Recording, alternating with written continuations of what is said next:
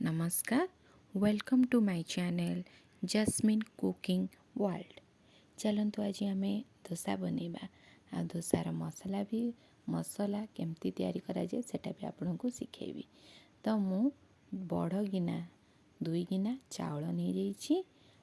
एई बड़ गिना रे अधा गिना मुग डाली नहीं जीवी ग्रीन कलर। एई दुईटा को दे देबी। जदि आपणकर इच्छा जीरा 1 स्पून नहीं पारे, सुखिला लंका 3टा देबे आ ग्राइंडिंग करें मस्त भल लगे तार टेस्ट, किंतु मु देई नाही।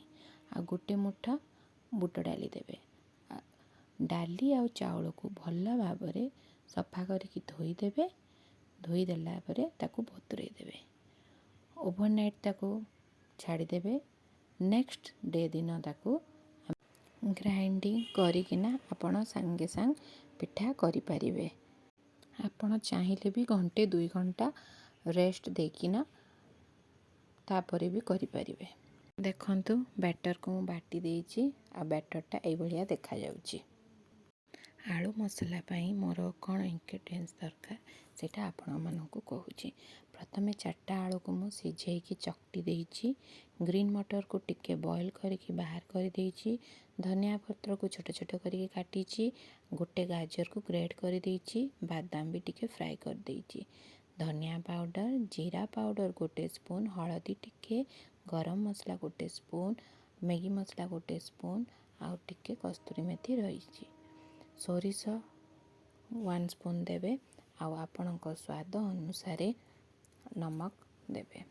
तो चलतु केमिति मसला तैयारी करछि देखिबे।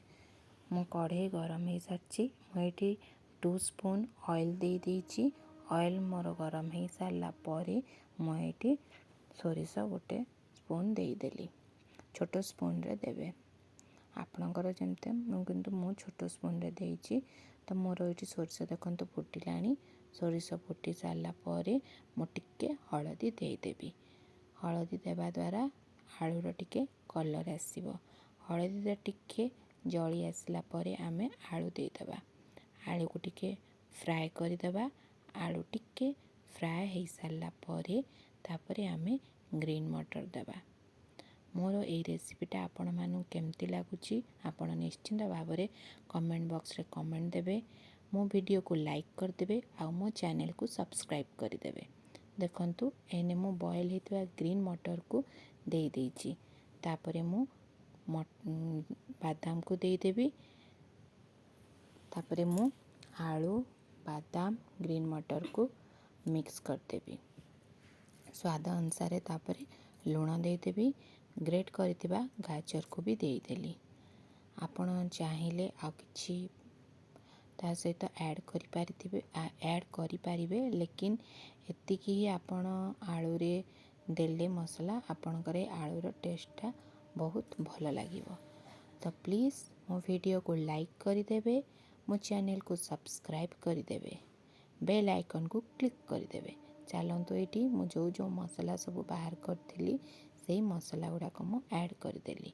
आउ मोर ये आलू मसला को मु फ्राए करदेवी। सबू आलू मसला, ग्रीन मटर, गाजर, बादाम को भल भाव मिक्स करके मु फ्राए करदेली।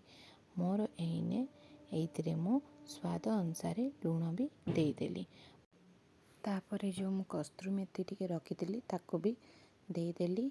आ तापरे धनिया पत्र भी जो छोट छोट करी काटिकी रखी ताको भी देकिना तापरे ताको मु भल भाव मिक्स करदेवी।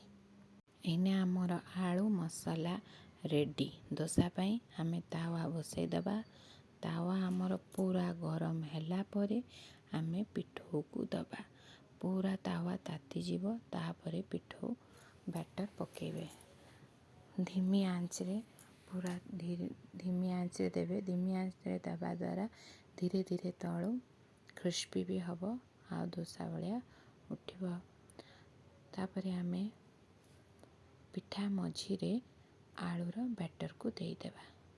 देखंतु मोर प्रथम दोसा हेकी रेडी हे गलानी। तापरे मु नेक्स्ट आ गोटे पिठार बैटर देली। मोर ए सेकेंड दोसाटा भी हे गलानी। ତା ମଝିରେ ଟିକେ ଡ୍ରାଏ ହେଲା ପରେ ପିଠଉଟା ମୁଁ ଆଳୁର ବ୍ୟାଟରଟା ଦେବି। ତାହେଲେ ଏବେ ମୋର ସେକେଣ୍ଡ ଦୋସା ବି ରେଡ଼ି ହେଇଗଲା। ଏହି ଦୋସାର ରେସିପି ଆପଣମାନଙ୍କୁ କେମିତି ଲାଗିଲା ଆପଣ ପ୍ଲିଜ୍ କମେଣ୍ଟ ବକ୍ସରେ କମେଣ୍ଟ ଦେବେ। ଚ୍ୟାନେଲକୁ ସବସ୍କ୍ରାଇବ୍ କରିବାକୁ ବିଲକୁଲ ବି ଭୁଲିବେ ନାହିଁ। ରହିଲି ନମସ୍କାର। ଦେଖା ହେବା ନେକ୍ସଟ ଭିଡ଼ିଓରେ। ଓମ୍ ଶ୍ରୀ ସାଇରାମ।